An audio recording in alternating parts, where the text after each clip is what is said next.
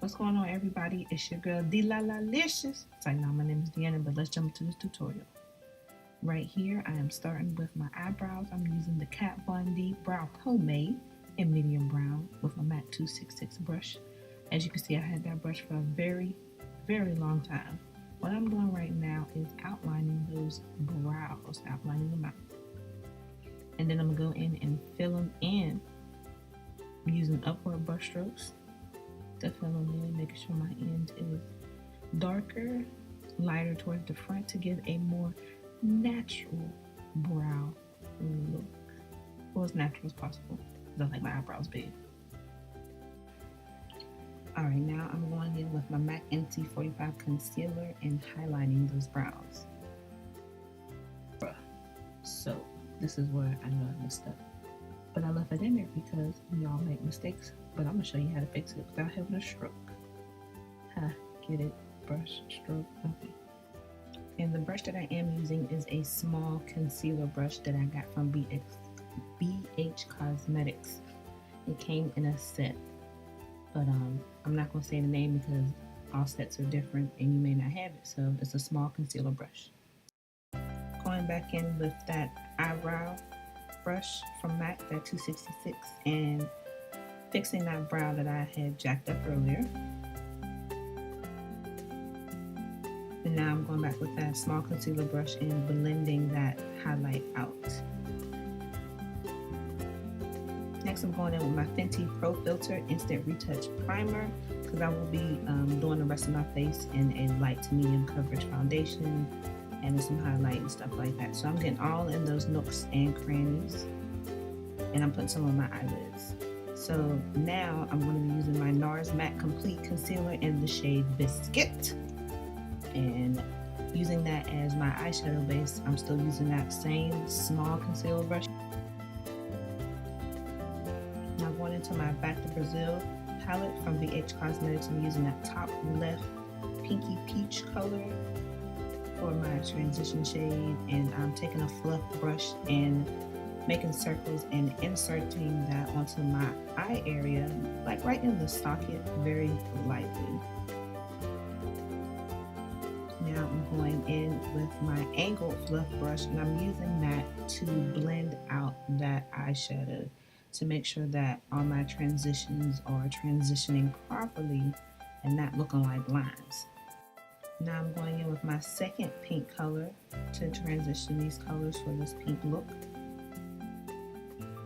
Now you can see it more. I'm making circles, and I'm actually lightly putting that on my lid, right below the socket. And I'm using circles, like I said earlier, to make sure that that color is depositing on there the way I want it to. Now you see me going back with that angled fluff brush and just blending that color into the first one. Now this is something that I learned to do along the way as I'm building that transition of color. I don't want any colors that I'm using in this look to get lost in translation, so that's why I'm going back with the first color and reapplying it, and also going back to blend it as well.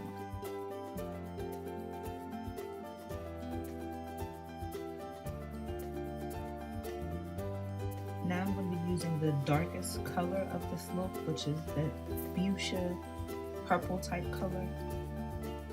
I'm going to take that color and put it just below my crease and put it in the inner corners of my eyes and the outer corners of my eyes, leaving the middle alone because that's where I'm going to be doing my halo cut crease at.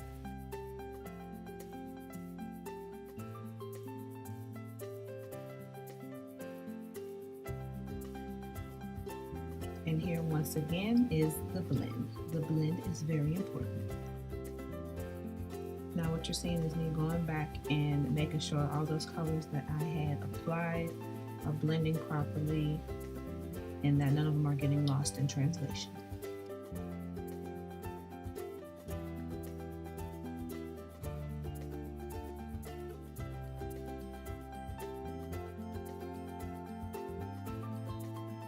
Now for my brow and inner corner highlight, I'm going to be using that top middle color from Juvia's Place.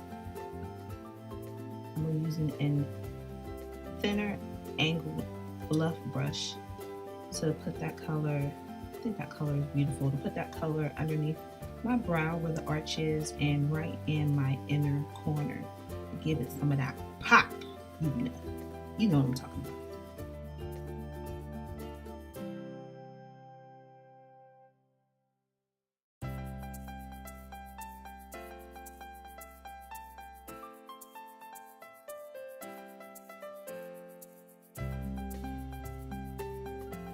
And while we're here, let's all pay homage to Gertrude that's sitting on my lip and all her friends on my face, because I decided to eat a whole bag of Reese Cups and Kit Kats. Yep, I did that. And you already know what time it is when I pull that brush out. It's blending.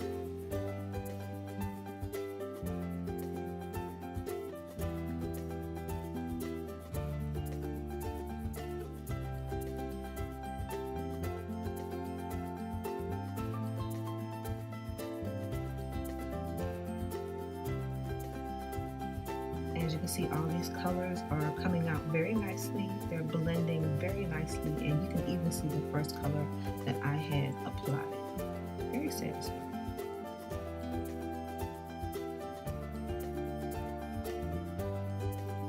Okay, now let's get to cutting. I'm going back with that NARS concealer and Biscuit, using that same concealer brush and cutting the crease. Since God has blessed me with so much eye socket skin, I'm cutting above my crease so that it can be seen a little bit more. And as you can see in my first picture, when in the beginning, you really couldn't tell, but it was there. It was there. So that's why I have to put that concealer a little bit above my crease. More and more, I'll probably put it way up there, closer to my eyebrow as I get older, so you can see where I be cutting.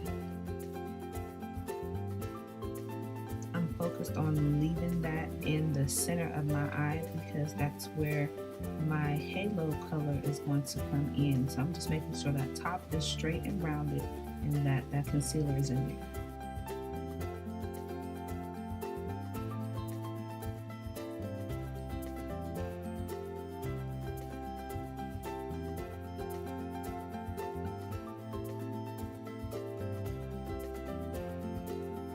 Now I'm going back with that darkest shade that I'm using, and I'm trying to blur out that concealer line so it can look more transition-y, so the line won't be all harsh and whatnot.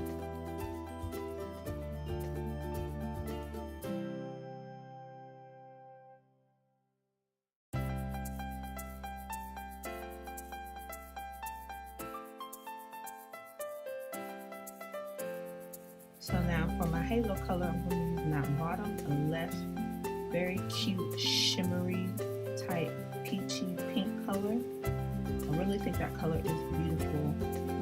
However, you'll still be able to see it on top of this concealer, but it's not showing up as well as I would have liked it to. But you can use a white base or any type of cream or even a shadow, a white shadow. You can use that white to bring out that type of color. You can also use a brighter concealer to pop out that color, but I'm making it do what it do.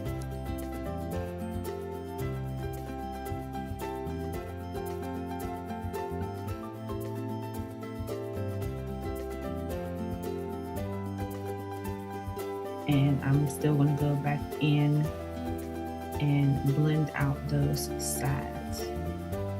Make sure they look presentable, you know?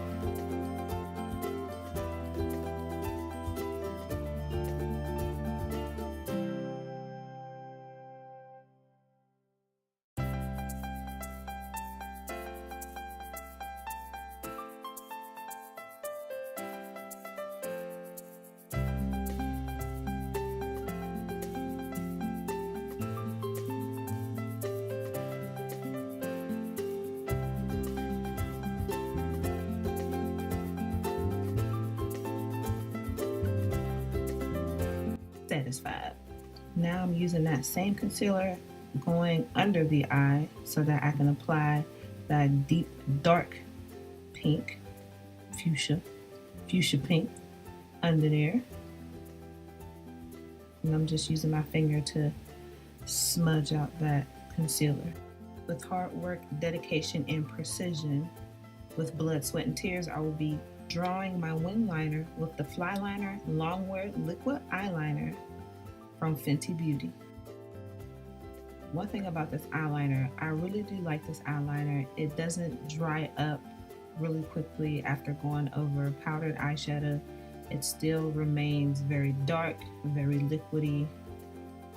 You know, it just kills the game. That's all I'm saying.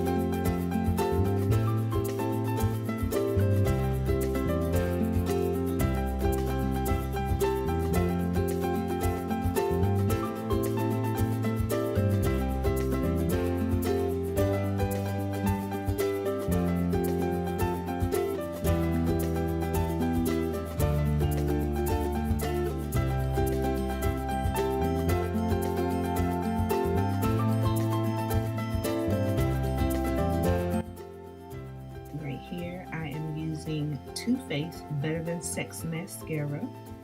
I really do like this mascara a lot. It is really good, and I got the non-waterproof one because when it's time to come off, I need this mascara to come off. Do you hear me?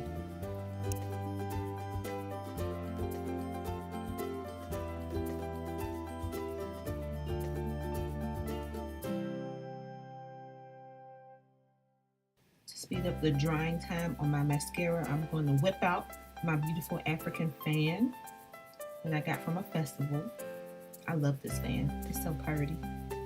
And dry that mascara out a little bit so I don't be smudging it everywhere.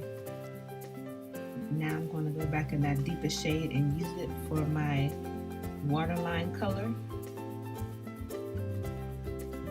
And now I'm using my Urban Decay All Nighter setting spray. Set that makeup in, honey. Set that. And of course, going back in with my beautiful African fans. Dry that up real nicely.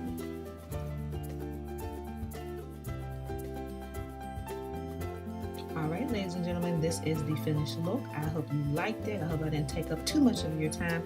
Let me know what you think in the comments below. Make sure you rate, comment, and subscribe if you want more, what you want to try, all that good stuff. And make sure you turn on your notifications to see me next time. And I want to see you next time too. Thank you and God bless.